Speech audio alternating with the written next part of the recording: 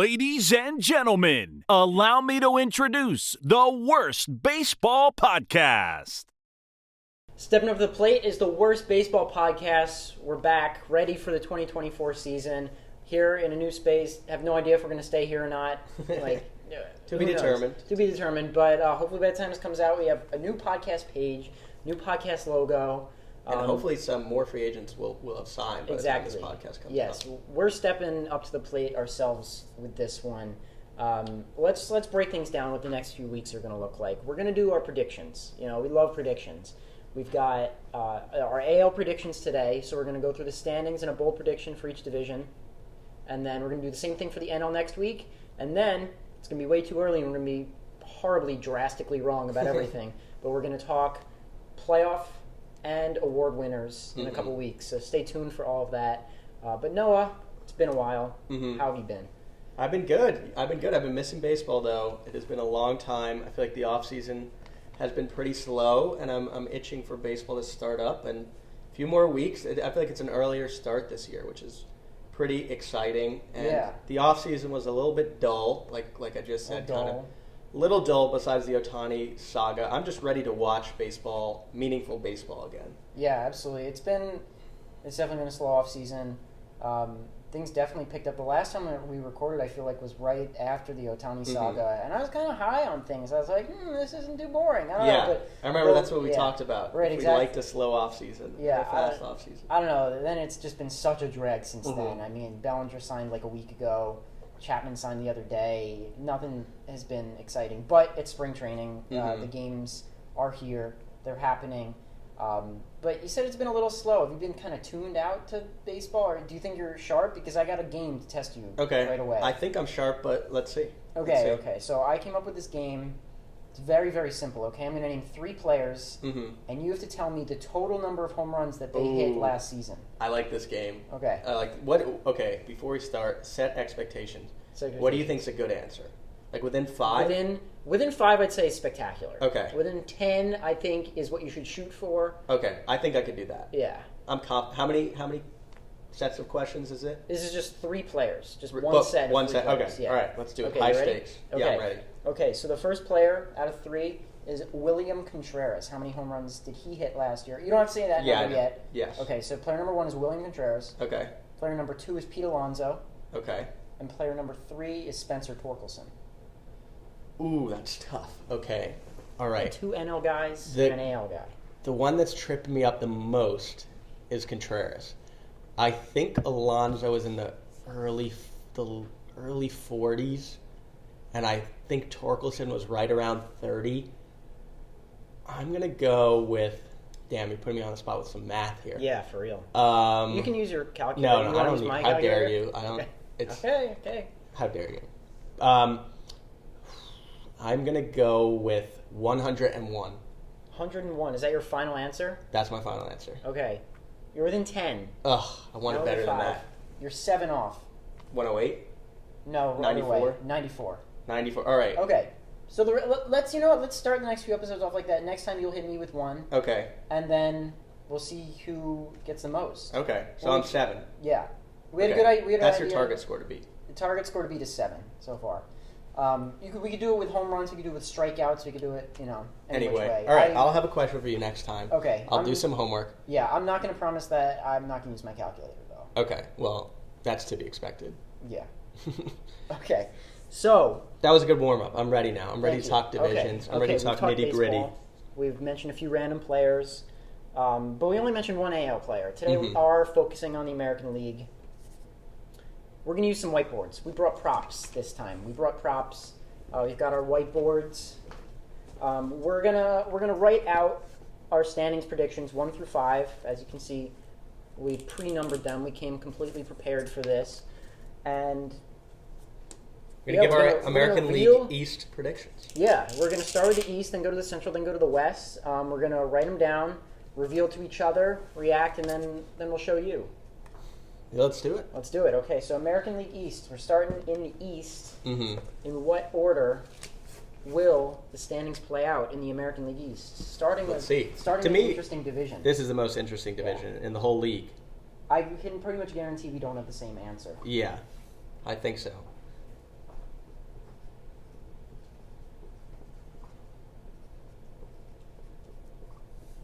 also going to say, like, how many playoff teams. Just why don't we put an asterisk next to wild card?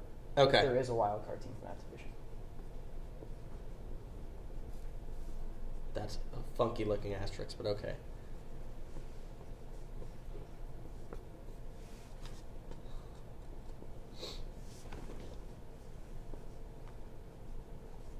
This is going to be good because we're going to get our live reactions to each other's standings. Yeah, we have no knowledge at this point. I'm kind of more interested in what you have than what filling out my own standings. Yeah. I want to see because it's a fascinating division. We'll get into it. It's a fascinating division. Okay, are you ready? I'm ready. Okay. Wait, let me just think. How many wildcard teams are there? There's 3. There's 3 total? For the league, yeah. Oh, okay. So 6 teams in the playoffs. Yeah, okay, You're changing it up. I'm going to add one more wildcard team. Okay. Fine. So I've got 2 wildcard teams in here. Okay. In this division. Okay.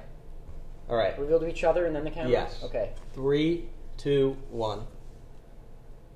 Okay, we're really close. Wow. We are really close. We only have one. Well, we have a difference in playoff teams. Yeah, in the wild card, I guess. And one difference in order. Okay, to me, we have to start here. What stands out about you?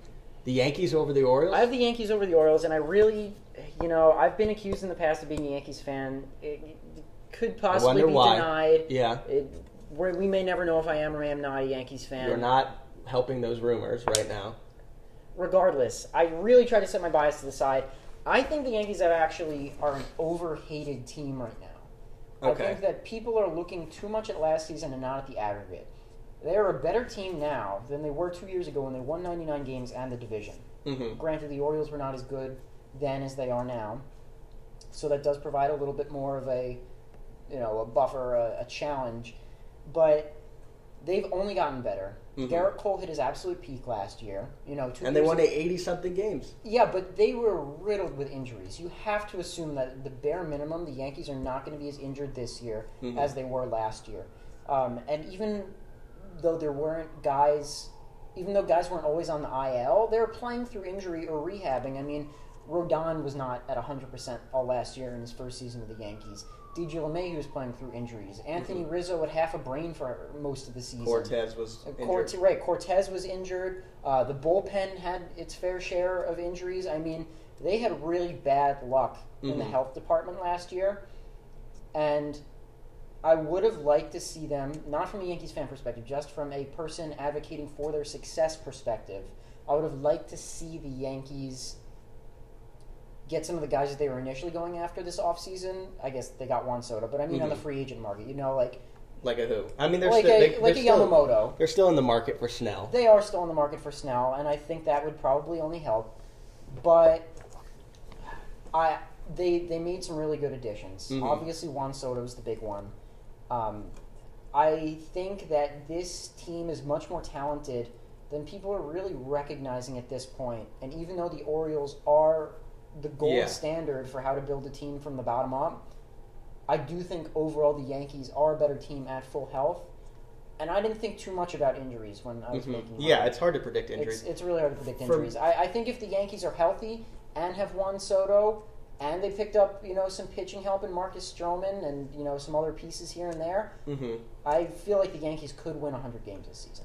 Yeah, I'm not even disputing the fact the Yankees are going to be a good team. Like, I had them making the playoffs. I have them being a wild card team.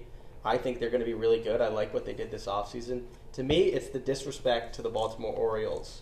I mean, that's crazy. I mean no disrespect to but the it's Orioles. crazy. The Orioles, okay. I wanted to caveat my prediction by saying I think the Yankees and Orioles are going to finish within one game of each other. Okay. I think this is going to come down to the absolute wire. I think if the Yankees win 99, the Orioles win 98. Okay. So, I mean, it's going to be ridiculously close. You think they'll both be up there, and I think the Yankees are going to be really good, but I think there's a bigger gap between those two teams.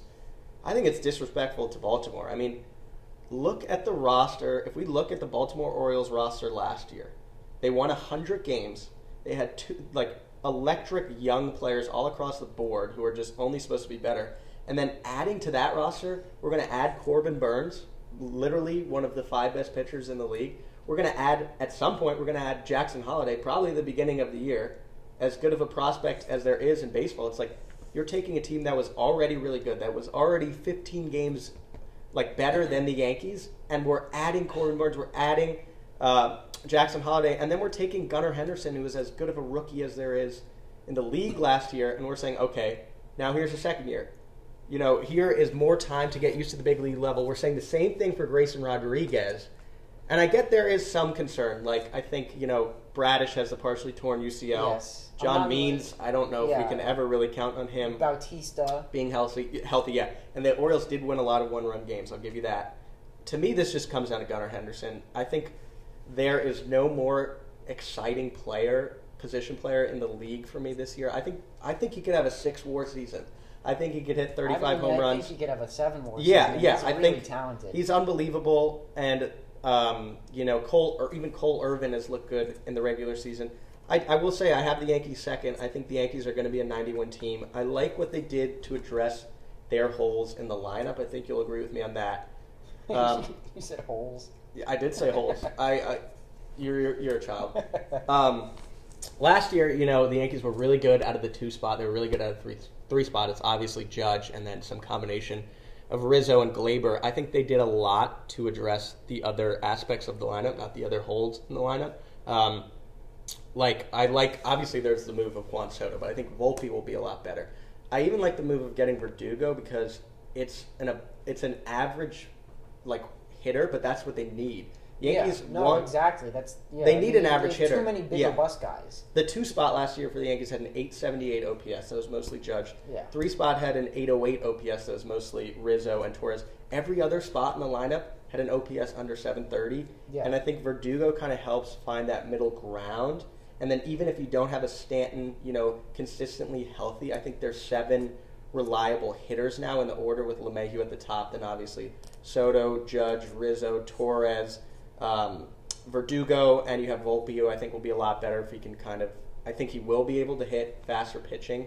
So I think that those 2 teams are clearly separating themselves at the top of the division, but it's hard for me to pick against the Orioles.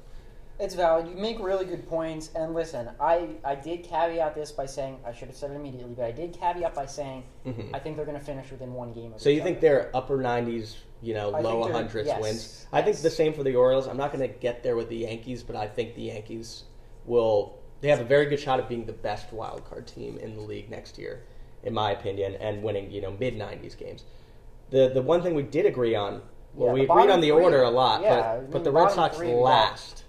Red Sox last. I mean, could there be a world where the Red Sox don't finish last in this division? Sure, but a lot would have to go wrong with the teams above them for that to happen, I feel like. I actually like a lot of the moves Boston made. I think Tyler O'Neill was a sneaky trade. Vaughn Grissom, now having everyday at-bats, will be good for him. Lucas Giolito on a short-term Deal.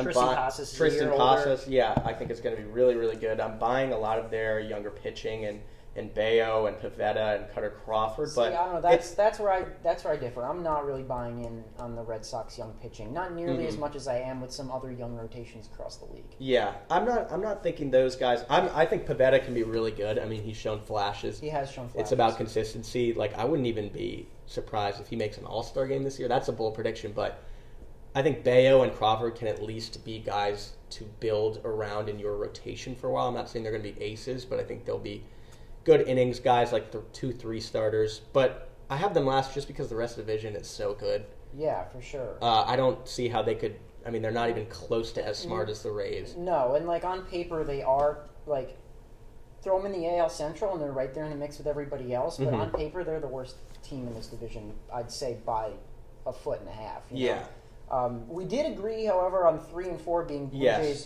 being Rays then Blue Jays. I've got the Rays making the playoffs. You don't have the Rays making the playoffs. I think for me, when I was sorting these 2 teams and deciding who I wanted to give this third wild card to, or I guess second in this division, I was deciding.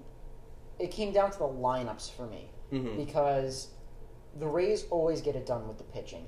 And the Blue Jays have a very, very strong staff, but the Rays just know how to pitch flat out.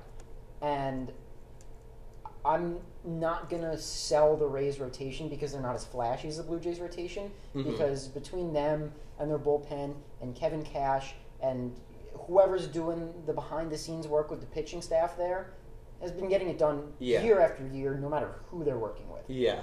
It came down to the lineups for me, and I really do actually like the Rays lineup more than I like the Blue Jays lineup. I don't like the Blue Jays lineup at all. No, I'm not. I don't liking think the Blue Jays lineup. It's kind of reminiscent of what I was just saying about the Yankees, where you have the 2 and the 3 spot. The Yankees last year with Bichette and Vlad, but then every other spot in the lineup, I have no faith. It's not 2021 anymore. Yeah, and you have George Springer leading off. He's 35. He'll be 35 at season's end. We didn't want to predict injuries, but he hasn't stayed on the field for like 3 seasons. He's coming off the lowest OPS of his career, lowest slugging percentage of his career. Yeah, Dalton Varsho could break out still, but people have been saying it every year for the past 3 seasons. Hasn't happened yet. The rest of the outfield is Kevin Kiermaier. And there's no offense. There's no offense. I mean, and then we get to the pitching staff. I have zero confidence in an Alek Manoah bounce back. Yeah. And sure, there is consistency at the top of the rotation with Gausman, with Berrios, with Kikuchi, with Bassett, Kikuchi. Yeah. Those 4, I think last year combined kind of reached their peak. All 4 were good, and they didn't win 90 games, and they didn't win a playoff game. No. I don't see that rotation being better unless Manoah bounces back, and I'm not betting on that. I'm not going to bet on it. I'm not going to rule it out, but I'm not going to bet on it. That's crazy because we really don't agree with a lot of stuff like that. I feel like when it comes to whether a team or a player is going to bounce back, we are very often split down the middle. Mm-hmm. But I completely agree with you. I really like the Rays lineup a lot more. Mm-hmm. It's deep, it's broad, it's underrated, it's talented. They hit for power, they run, they hit for average. I mean, I wouldn't be surprised if the Rays put up the best offensive numbers in this division. Really? Okay. I don't necessarily agree with that. I would be hard pressed to see. I would be shocked, honestly, if the Rays had a better lineup than the Yankees, if they had a better lineup than the Orioles. But their pitching, they were the first team I left out when I went through the wild card teams. I still think they'll be a good team. I think they'll be considerably better than Toronto. But they have to overcome so much. They lose Franco, they lose Glass now, they lose McClanahan. They got Caminero, but even they lose Baz. Baz, you thought would be back this year after coming off the Tommy John. Doesn't look like it. I don't know. We can get to bold predictions, but I like the pieces they got back in that Dodgers trade. DeLuca too, second year of Taj Bradley with that those pitching minds in that organization. Well, let's get into our bold predictions. It could work out. So let's recap real quick. I've got Yankees, Orioles, Rays, Blue Jays, Red Sox in the AL East with the Orioles and the Rays taking wild card spots. Okay, and I've got the Orioles winning the division, the Yankees making the playoffs as a wild card team, and then the Rays finishing 3rd, the Blue Jays finishing 4th, Red Sox 5th. None of those teams making the playoffs. Okay. All right, let's get to it. I don't want to venture bold. too far from the conversation we we're just having because my bold prediction is related. So mine is related to a name you brought up in that conversation. Okay. So yes, we'll stay on topic. Mine's not related to a specific name that we brought up, but it's related to... I'm excited. Yeah, we're continuing the conversation with this one.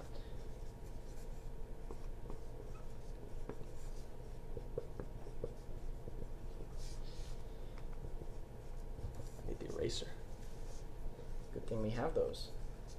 You can't see anybody seeing me make any spelling mistakes. It'll probably happen anyway. I've already proved I'm good at math. No calculator. Wow, you're writing a lot. I'm almost done. Okay. All right. Let me pull up just one guy's stats real quick. Okay. Go for it. I'm going to erase this whole thing with my genes before.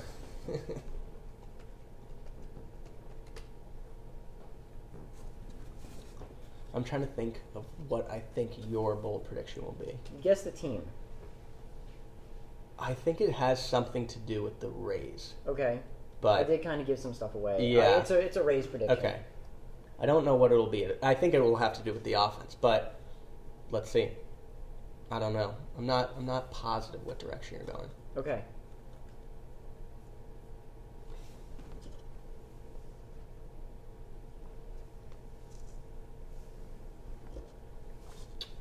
You ready? Yes. All right. Okay. 3, 2, 1. Wow. Okay. All right. Let's show the camera. That's interesting. Okay, we did mention that player. Okay. I did write a full sentence, kind of bullet point style. Yeah. I got the point. The message was received. Yes. The point was made. Okay. Who's going first here? Okay.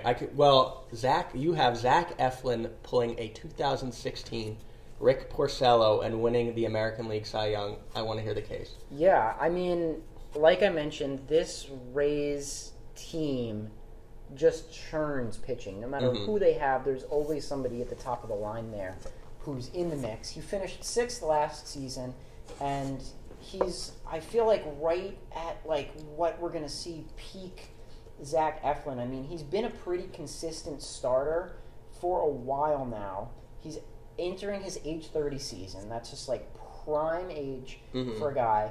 I really like his mix of pitches. He posted a 3.5 ERA last season, and I don't know. He's just like 2016 Rick Porcello. It was a guy who had been consistent for a while, quiet, mild-mannered pitcher on a team that did overall have very good pitching that year, and just kind of came out of nowhere and took the league by the reins.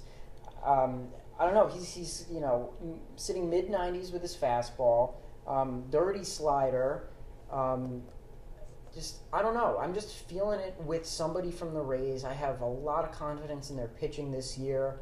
I think he's gonna start the All-Star game and win a Cy Young. It's wow, just like both. It's just like a gut feeling that Zach Eflin's gonna have a career year this year. So when I hear 2016 Rick Porcello, that insinuates to me that the rest of the American League, their pitchers are kind of down.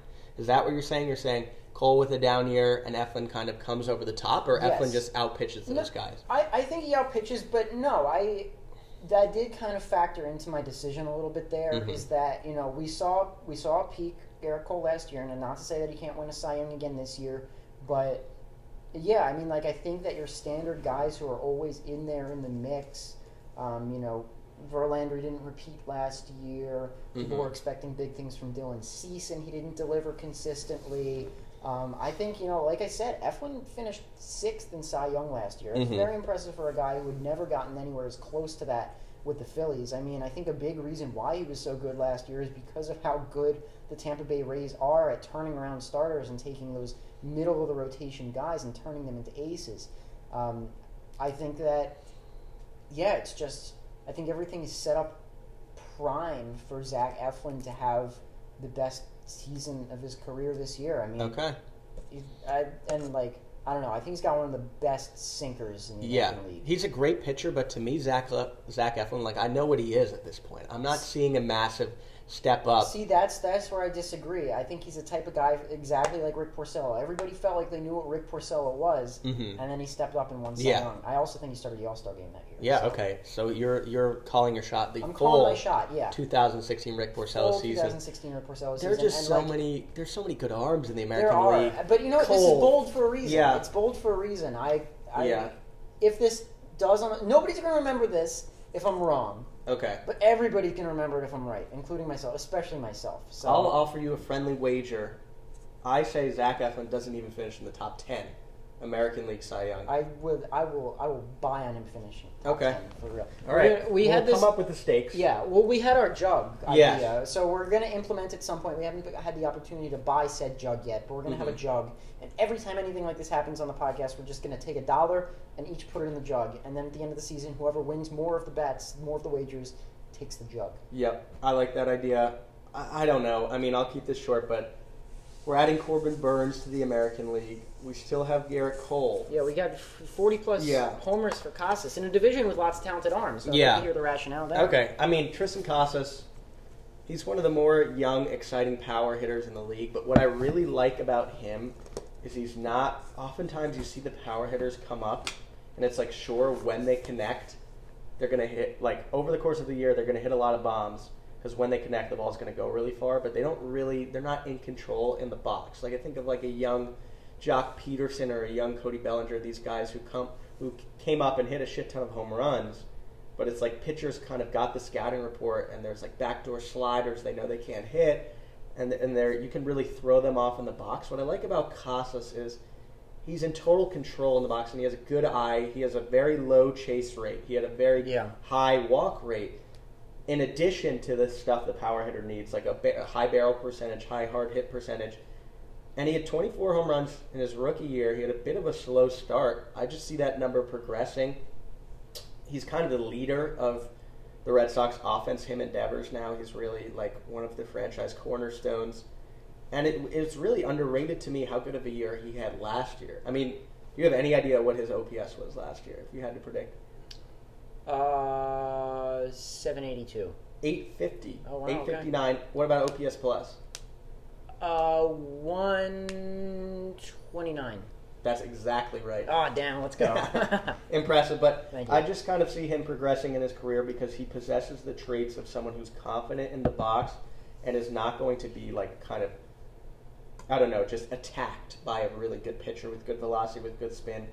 I think he's just a really good hitter, and I think the homers will progress with the more at-bats, the more games, the more confidence.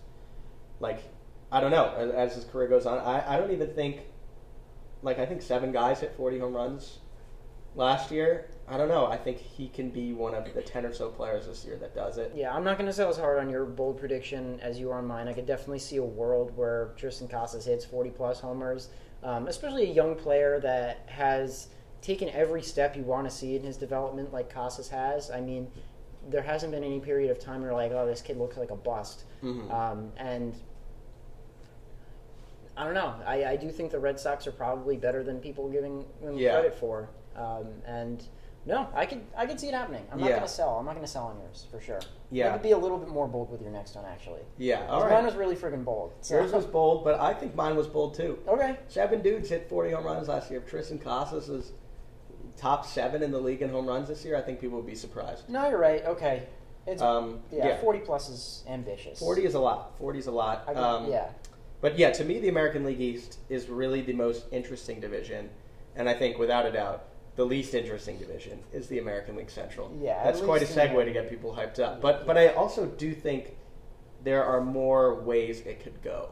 Like, you kind of have to have the Orioles at the top, the Yankees at the top in the American League East. There's a lot of teams that could be in a lot of different spots here in the American League Central. I wouldn't be surprised if we have pretty different. If we stack up pretty differently. Yeah, I want to see what you have. I'm actually really interested to see what you have because I think you're going to yell at me hard. I think you're going to yell at me hard. So. Okay. It's going to take you a second to decipher mine. Okay. You have really bad handwriting? No, I gave everybody nicknames. I gave all the teams names. Interesting. Okay. All right. 3, 2, 1. Okay, really not as far off as I thought we were going to be. Okay. I don't know who 3 and 4 are. Well, I can figure out. Come on. I can figure it out, but I don't know why. I don't know Bruh. what 4 means. But let's show everybody. You have the Twins first. Yeah. Peter, do you get it? Yeah. Yes, I understand. Yeah. You know which team is which here? Yes, I understand that. Yes. Okay. Oh, I see now. Yeah. Okay, I put it together. Yeah, you put it together. All right. Smart guy over here. Okay. Okay. I've got the Twins, the Twinkies at 1. Yes. We got the Guardians, ... of the Galaxy at 2. Roar, Tigers roar for 3. I got that. The Calcetines Blancas at 4. The White Sox, white, and then the Kings and Queens, the Royals. The reason I didn't put it together right away. I'm kind of surprised that you have the White Sox 4th and not 5th. Yeah. I've got some explanation, but let's talk about yours first. Well, I think I have the boldest prediction here of the bunch. I have the Detroit Tigers winning the American League Central, and I'm going to explain why. To me, more than anything, this is just a terrible division, and I think 85 games can win it. I think maybe even 83 games can win it. I think the Twins... That's crazy. Yeah, it's really bad. It's like the AFC South of the NFL. I don't know. That means nothing. Some people will get that. Did you get that? Yeah. He got it. All right, there we go. Majority. To me, this is more about the rotation than anything. I think Tarek Skubal is... What did you call him? Isn't that his name? Tariq Skubal? Tariq Skubal. Tarek Skubal. You took out 3 syllables. Tariq Skubal. The reason I don't know how to pronounce his name... Tariq. Tariq Okay, Skubal. Go on. Anyway, regardless of pronunciation, disgusting stuff. Reaching 100 in spring training with some fastballs was unbelievable when he came back at the end of last year. I think he's got all the makings of an ace. Guy can contend for the Cy Young in the AL. If he can stay healthy. If he can stay healthy, but he looks pretty good coming back from the injury last year. Didn't throw too many innings last year because of it. Arm's a bit fresher. I like the signing of Kenta Maeda. Jack Flaherty is a guy who I think can eat innings at the back of their rotation. That might be the kind of change of scenery his career needs. And I'm buying Jackson Jobe in the minor leagues. He's kind of progressed up the Tigers system a lot over the last few years. He's a guy who I think can be in the rotation by summertime. Are you buying this Tigers bullpen, though? Because if anything goes wrong with the rotation, they're going to have to rely pretty heavily on that bullpen. Yeah, I'm not necessarily selling it, and I think the Twins losing Sonny Gray is a big deal. I also think the Tigers are one of the... Tell me what you think about this. I think the Tigers are one of the most interesting teams in the league in just the general sense that this season can go so many ways. Like, if you look at a team like Baltimore, it's like, okay, it's pretty clear, they tried to rebuild and it's worked. And then if you take a look at another team in the division in Chicago, it's like, okay, they tried to rebuild and it didn't work. These prospects didn't hit, like the Michael Kopech or, the rest of their Eloy Jimenez, like all these guys kind of didn't hit. The Tigers, the jury's kind of still, it could go both ways with Torkelson. He had 30-something home runs last year, but yeah. He hasn't lived up to the expectations. Same thing with Riley Green, even a Kerry Carpenter, like even a Casey Mize or Reese Olson. And I think it's You could even say Screwball in that same plane. I don't know. That's more injury than anything. But I like the signing of Mark Canha, and I think that this is really just a product of a very offensively challenged division. Twins got rid of Polanco. Twins lost Sonny Gray. I really don't trust the back half of the Twins' rotation really at all. A lot of innings for Chris Paddock and Anthony DeSclafani. In 2024, those are the guys you want to kind of round out your rotation. Then I don't even know I have that much confidence in any starter in the rotation not named Pablo Lopez. Joe Ryan and Bailey Ober. I'm fairly high on both of them. Those are two guys who need secondary pitches and haven't really possessed like any signs of strength that they might have those secondary curveballs, those sliders Bailey consistently. Ober, he's huge. He's tall, but 6'9", that's 260. Oh, he's okay. I changed my mind. He's tall. Yeah, but I don't know. I just think this division is really bad. I think Cleveland's a few years away. The White Sox, I think, are going to be abysmal. But give me the case for the Twins. Okay, my case for the Twins is solely that they won the division by 9 games last year. Nobody's picking up 9 games on the Twins. Yes, they lost Sonny Gray, sure, but I'm buying their rotation past them. I think they're big. I think they have the best. You good? Yeah. Okay. I'm good. I think they have the best 1 through 3. And listen, they're going to have to rough it out a little bit with the bottom half of their rotation. Agree, Chris Paddock I don't have much faith in him. DeSclafani, I don't have a ton of faith in him, but he's serviceable. I just simply don't think anybody's picking up 9+ games on the Twins over last year. I've got the Guardians in second just because they're there. I do think the Tigers have potential, and I honestly didn't think that... I thought we were both going to have them around the 3 spot, so I didn't take a lot of notes on the Tigers. Yeah. But, I don't know. I don't like the Tigers' rotation. Mm-hmm. I like Tariq Skubal. I think Kinamaeda was a great signing, but I don't have faith in Mize. I don't have faith in Jack Flaherty. I don't have faith in Matt Manning. It's just a lot of question marks there. And I'm not... I hate their bullpen. I think they've got probably the worst bullpen in this division. That's definitely like the sign of weakness. For me, bullpens are so hard to project. They're just too many holes in this lineup. I like Riley Green. I think Torkelson is going to take a step forward. But Jake Rogers behind the plate, Colt Keith at second base. I like Colt Keith. I think he's going to be good. Javier Baez, Gio Urshela, Mark Canha, Parker Meadows, Kerry Carpenter. I mean, Kerry Carpenter was good for stretches last year, but I don't have faith that he's going to sustain all-star level play for a whole season. It's just too many question marks for me with the Tigers. I think they've taken good steps, and I think they could hover around 500, but I just don't see them jumping 9+ games up on the Twins, whose roster has not changed that significantly since last year. I could see them finishing second place ahead of Cleveland. I did want to talk a little bit about the Royals. Yeah, that's and what I was going to Sox, get to really quickly on the Twins. The other thing that scares me about them is health. I mean, the bulk of the middle of their order, the bulk of those at bats are going to guys like Royce Lewis, Byron Buxton, Carlos Correa. It's like those guys have never stayed healthy in their careers, besides maybe Correa. But still, Yes, but They it are was the most same talented story. team. It was the same story last year, and they still won by 9 games. Royce Lewis finally stayed healthy for enough Yeah. time. So the Royals, they made a lot of interesting moves this offseason, and you have them falling in the division. No, I don't. No way. They lost the division. Did last they- year. did they come- Yeah, it they won wasn't like Chicago? 54 games. No, Didn't they were Chicago horrible. win? No. Chicago, I think, won a few more, but Yeah. I would expect them to pass. No, let me see. I think they were still pretty far behind the White Sox. 2023. How many games did the White Sox win last year? I think the Royals won mid-50s. You're right, but I thought the White Sox. The White Sox, Okay, White won Sox won 61, 61. and the Royals won 56. It's not that different, but I think the White Sox. Okay, yes, so sure, the Royals have taken good steps, but I honestly think the Royals at this point in the public eye are a glorified Cleveland Guardians team, but still not even as talented. I mean, you have the same kind of dynamic with them. You have a good rotation with a front-of-the-line starter at number 1. Mm-hmm. That's Cole Reagans to your Shane Bieber, right? You've got one superstar in their lineup, Bobby Witt to Jose Ramirez, surrounded by Bobby Witt is much better than Jose Ramirez. What? Bobby, this year? What? This year, I think...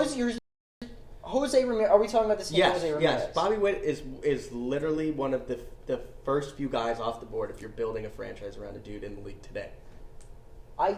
He still didn't have as good a year as Jose Ramirez last year. He's never had a year as good as Jose Bobby Ramirez. Witt will have a better year. Bobby Witt will have a better year than Jose I'm not Ramirez. saying that there's no chance he has a better year. And Cole Reagans will have a better year than Shane Bieber. At this point in Shane Bieber's career, Shane Bieber's hitting mid-90s in spring training. Cole Reagans hitting 99. Yeah, but Shane Bieber has proven that he can win a Cy Young before, and as a front-of-the-line starter, Cole Reagans had 6 weeks of being I a would superstar? much rather have Cole Reagans and Bobby Witt than Shane Bieber and Jose Ramirez this season. I don't even think it's close. Upside, sure. I don't even think it's 3 close. years from now, sure. Right now, I'm still taking Bieber and Ramirez. I totally disagree. Regardless, Put that to a poll. Put that to a poll. Would you rather this year have Bobby Witt and Cole Reagans, or would you rather have Jose Ramirez and Shane Bieber? I don't even think it's close. I think it's a lot closer than you think it is. All right. We'll see. Listen, I still might take the Royals. Yeah. In that situation, I still might. But I'm saying you're giving way too much credit. Yeah, to I mean, Bobby I had the Guardians ahead of the Royals. It's not even giving too much credit to Bobby Witt. It's disrespecting Jose Ramirez. I mean, the guy's been one of the most consistent superstars in the league for the past 10 years. I love Jose Ramirez. I'm just that high on Bobby Witt. Every year people say Ramirez is going to fall off, but he never does. I'm just that high on Bobby Witt. I mean, I have Cleveland ahead of Kansas City. I see that, but I'm saying that it's very.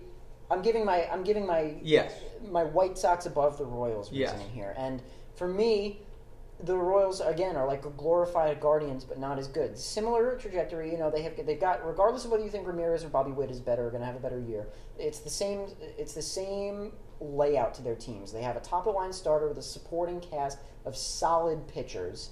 Right, I still think overall the Guardians have a stronger rotation than the Royals do. Mm-hmm. Wait, the Guardians? The Guardians have a stronger rotation, and then you've got the one superstar in the lineup with a couple solid guys around him. Like for the Royals, it's Vinny Pasquantino, Michael MJ Garcia. Melendez.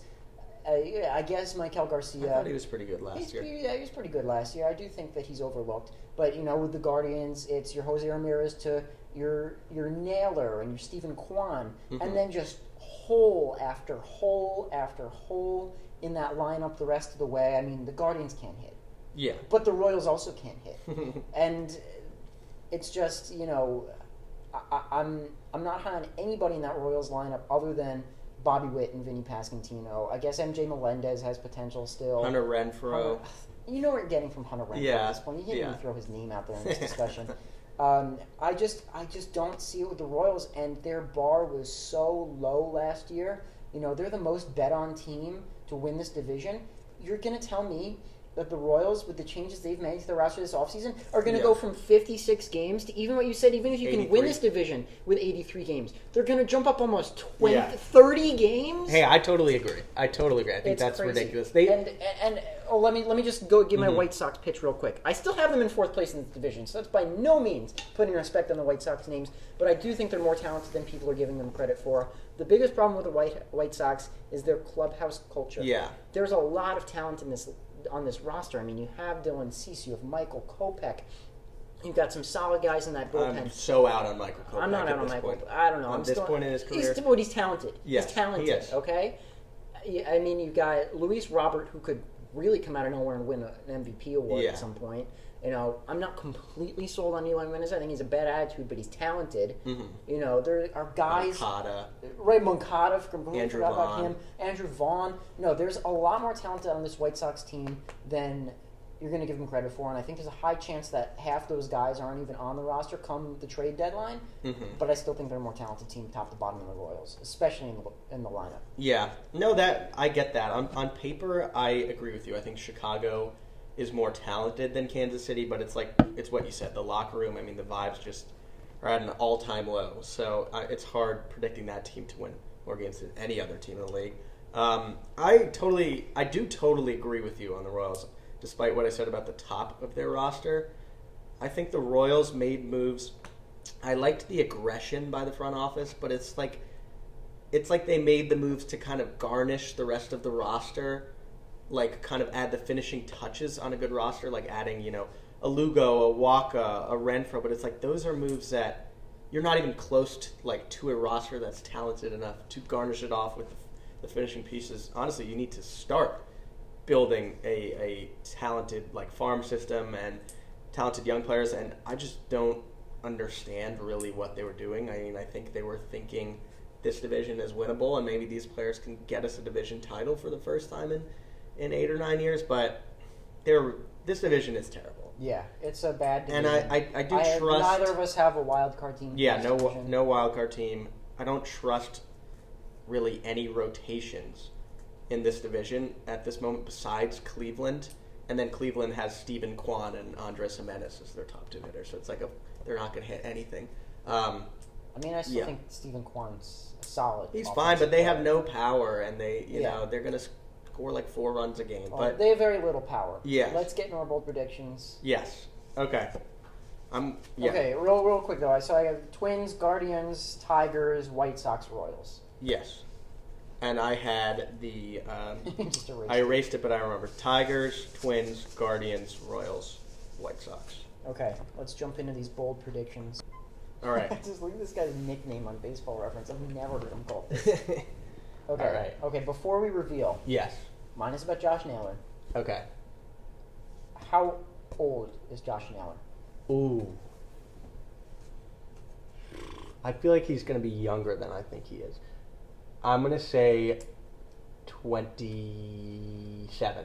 Okay, he's going to be 27 in the middle of the season. He's 26 years old right now. He's younger than you would think. Yeah. I mean, he looks older. He's been around for a while. Yeah. But, okay, so given that, let's reveal. 3, 2, 1. Oh, both about the Guardians. Both Gavin Williams will throw 130-plus innings pitched with 130-plus Ks and an ERA below 3.5. Mm-hmm. Very specific. Well, I wanted to set, tangible expectations to track. Yes. All right, so my whiteboard chipped a little bit in the corner.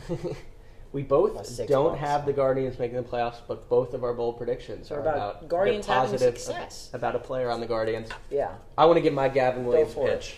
I think this is a dude who is as talented as any young starter in the league.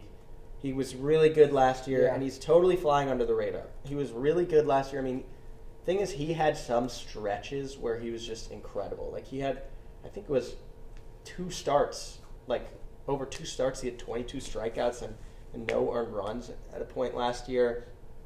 He had good numbers last year. I mean, 82 innings pitched, ERA under 3.3. The FIP was about 4.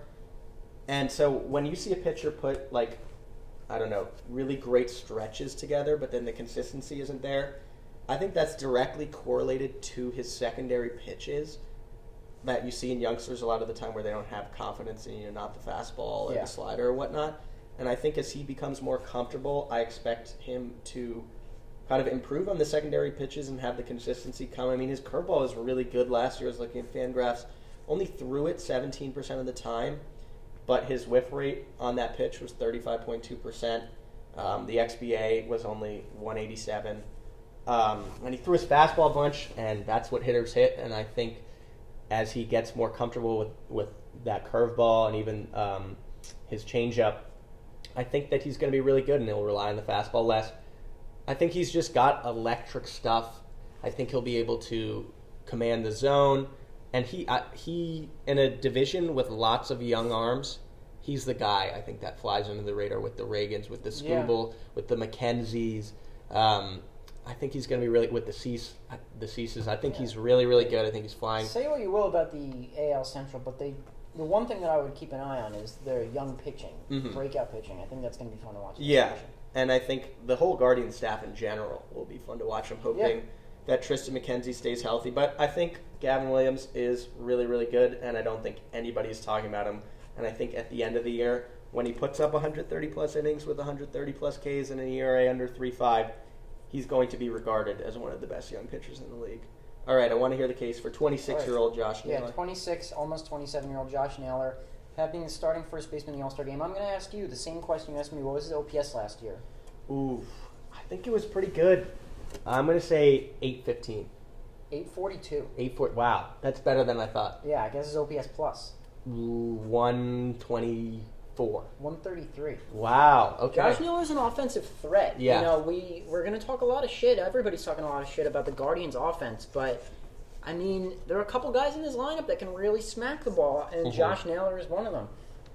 You know, maybe not the most pop out of a first baseman, but above 300 average, really good on base, still solid slugging, lots of extra base hits, gets them when they matter. I mean, he had 97 ribbies last year. I think Josh Naylor is poised for a breakout. I mean, he has always been regarded as a top prospect, but he's one of those guys who was a top prospect for such a short time because he was a mature hitter at a very young age and made it to the majors. You know, I think if he stayed in the minors for longer, not that he necessarily needed to, but if he stayed in the minors for longer, he would have been probably a top 10 prospect in baseball at some point. Yeah. And, you know, we'd be thinking about Josh Naylor in a different light.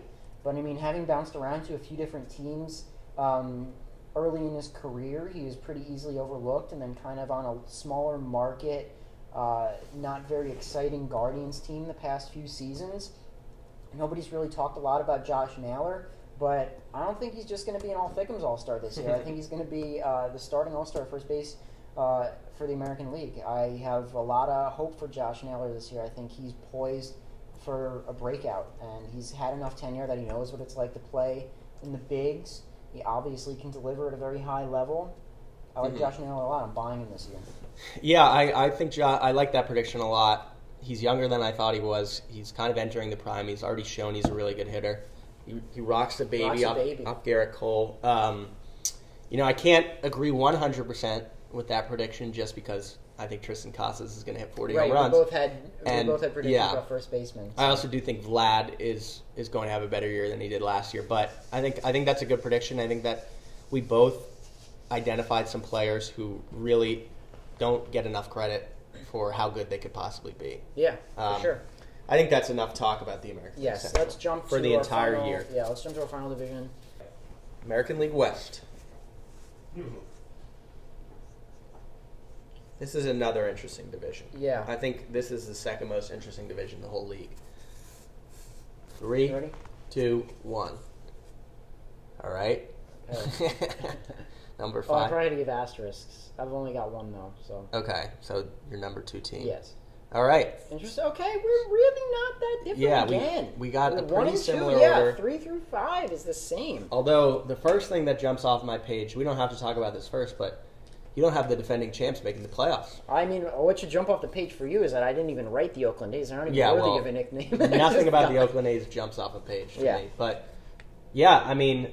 Wait, so what did jump off the page? The defending champs are not making the playoffs. Yeah. I get that, though, because the rotation is... Yes, that was my main reason. Same with the bullpen. Yeah. They lost some bullpen pieces, too. Give me the case, though, for the Astros to win this division over the two contenders. I don't understand why anybody thinks the Houston Astros are anything other than the front runner in the American League.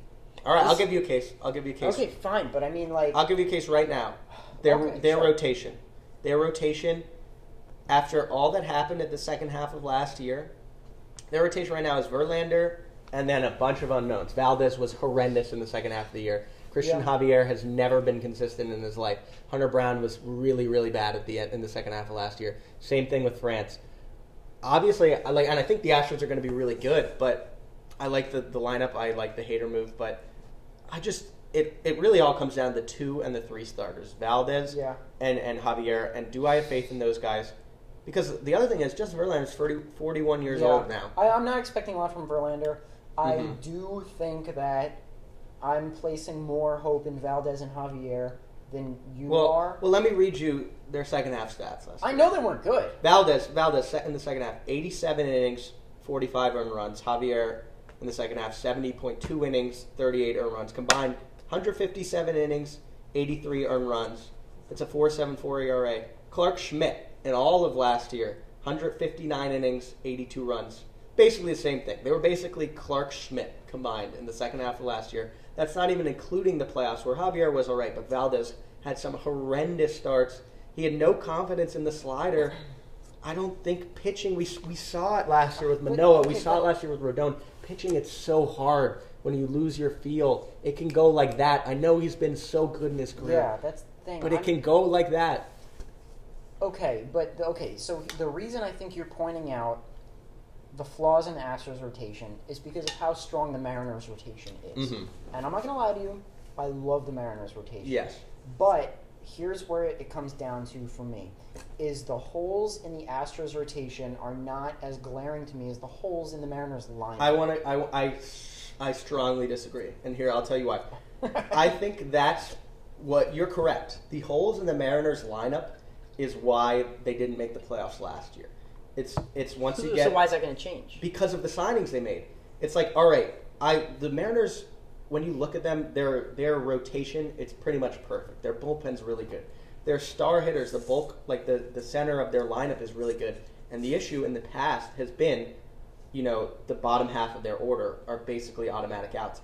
I like them. They addressed that issue to me this offseason. It's like, all right, sure, Dominic Canzone had a lot of bats last year. Rojas had a lot of bats last year. Canzone, though. Yeah, but I'm just saying, last year he wasn't a guy, in their lineup a lot. I like the moves they made to kind of fill in the holes. Don't make a joke. In the weakness, in the weakness in the order. They traded for Jorge Polanco.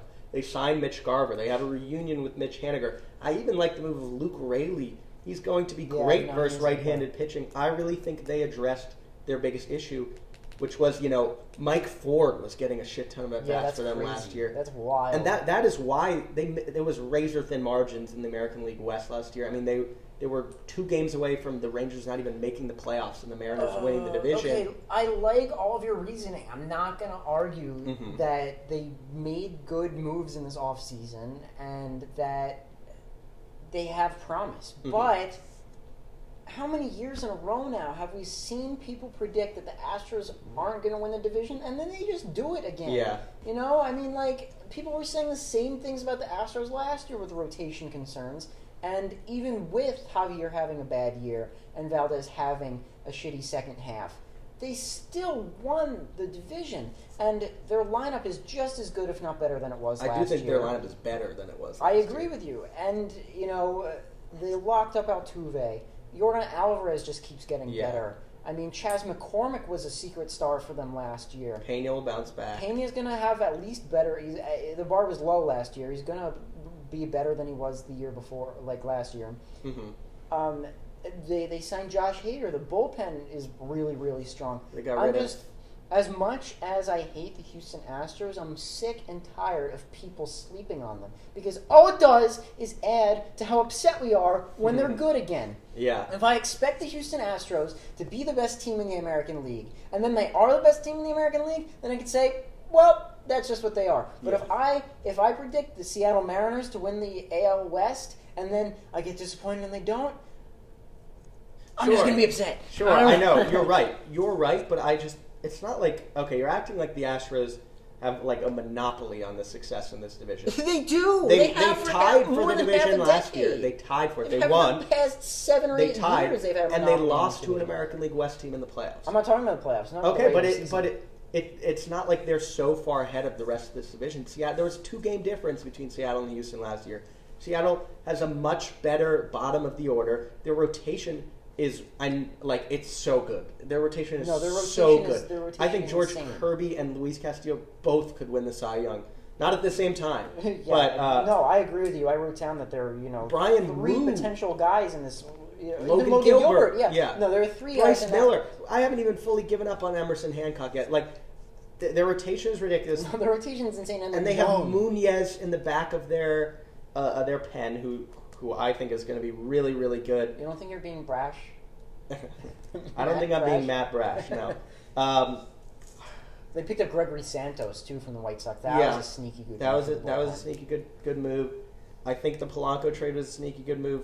I mean, their lineup is I think you identified the right question.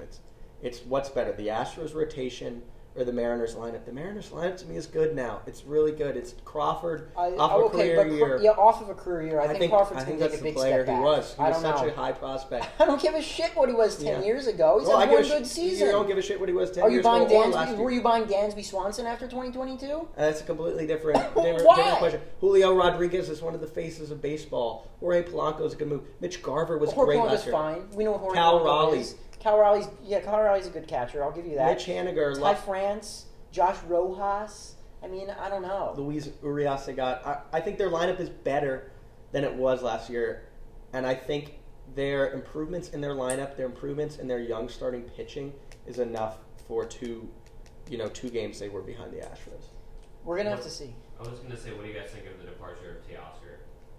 I don't think that's a big deal. Yeah, I don't know. I don't think that's going to have a huge impact. I mean, I feel like he wasn't the right fit for that team. I agree. He wasn't, but at the same time, he was a pretty productive player. He had like 90-plus RBIs, over 20-something homers. I agree with Matthew in the fit sense because I think the Mariners' issue was the strikeouts. That they had so many boomer bust hitters. Suarez. Exactly. With and that's Suarez why I and like Hernandez in the middle of that lineup. It was hard to get much momentum going. I think it is a loss, but I don't know. Also, he was just he just made some boneheaded mistakes, on the base pass a lot, and I don't know. I think they can absolve that hit, and I think their rotation, I think it's going to be what you said similarly about the Yankees and the Orioles, where they're right there. It's a game or two. I think the same thing with the Astros and the Mariners, but we're gonna have to see. I think they have the talent. I'm not saying they don't have the talent. Yeah. I just think the Astros aren't done yet. Yeah, I don't think so either. I have them, making the playoffs. And I will would you say, really be that surprised if the Astros win the World Series in 2024? Not really. There are one of 7 or 8 teams I wouldn't be shocked if they win it, but so are the Mariners. People are real quick before we get out of this video. I don't think we need to talk about the fucking Angels and the A's. Yeah, they stink. Newsflash. They'll both win 60 games. Fucking absolutely terrible. That's generous to the A's, honestly, 60.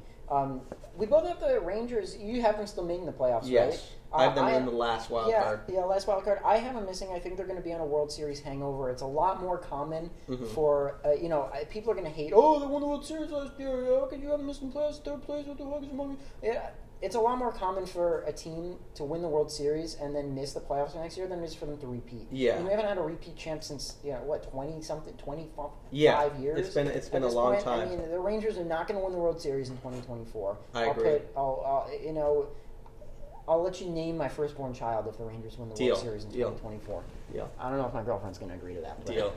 It's too late. It's too late. Go Rangers. Okay, I'm going to pick the Rangers now to win the American League West. Put your money on them now. The Rangers' rotation right now is Nathan Eovaldi and a shit ton of question marks. Yeah, and they lost John Will Gray, Smith, it's they lost Dane Dunning. Elvis Chapman. Yeah, they lost Will Smith. They're not going to win the World Series. Right, exactly. No, I guess the Royals are by that. Yeah. By that measure. That's going to be a big jump from 55 wins last year. Yeah. Neither of us predicted that. Maybe we should backtrack. But okay, can I ask one last question about the American League West? Sure. We're writing off the Rangers. Is there any chance this podcast finish, it post season starts, they've re-signed Jordan Montgomery, Evan Carter is just as good as he was in the postseason. That wasn't a fluke. Wyatt Langford is up, and he's maybe. Langford. I said Wyatt Langford. It sounds like a lacrosse player.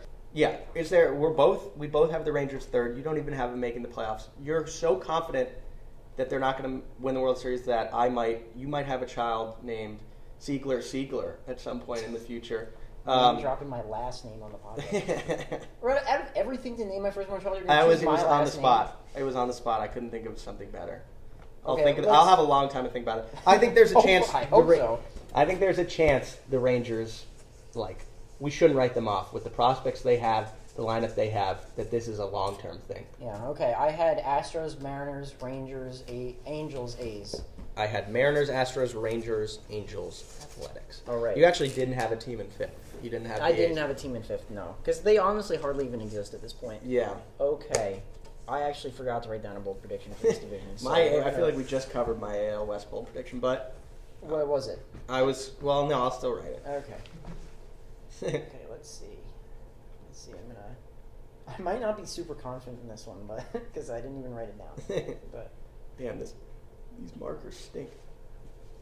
my marker's fine, dude. I'm not talking about. That doesn't mean anything. You about said my these mark. markers plural, insinuating. Okay. Hold on. I'm actually not super unconfident in this. Okay. So. Fresh off the dome, off Matthew's dome, is his bold prediction. Ready? Go. Astros team ERA over 4.5.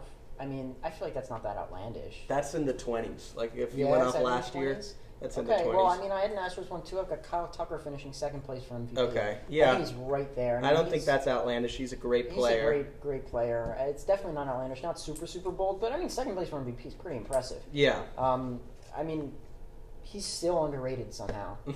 He's a really good player. He's got all the tools, overshadowed by other players in the same lineup, but I mean, he's as good as anybody. So I think also one thing you didn't mention about the Astros lineup that I didn't want to say because I picked against them, they got rid of the worst hitter in the league, Martin Maldonado, stinking it up. Yeah. Big improvement there. I think the Astros, 2 straight divisions. I don't know. Paul DeYoung is pretty bad too. 2 straight divisions where we have identified the same team for a bold prediction. Yeah. I laid out the case in the last segment. I don't have any faith in those arms past Verlander. And even if, Valdez bounced back, it's not a guarantee that 41-year-old Verlander is elite anymore. It's not a guarantee Christian Javier, has a good regular season, which he really has never done in his career. Hunter Brown just wasn't very good. France wasn't good. Urquidy is just meh. And sure, they got Josh Hader, but I didn't think that was an area of need, really, their bullpen. But I don't know. We'll see. I think now that we've talked about it, I might think the AL West is more interesting than the American League East. But thank you so much for watching, listening, whatever you're doing. At the Worst MLB on Instagram, although I don't know where else you would have possibly come from. We're gonna our goal. Oh wow! Yeah. No, you're right. Different Instagram now. Not at the Worst MLB. I mean, at the Worst MLB. Feel free to follow that, but at Worst Baseball Show. Brand new. We're launching a podcast-specific Instagram page. Yes. Different from the Worst MLB. So if you want to listen to the podcast, follow that page. Yes. Posting clips, content stuff there. But thanks so much for watching. Enjoy the rest of spring training. We'll be back next week. This episode of The Worst Baseball Show is shot, edited, and mixed by Peter Weihauer.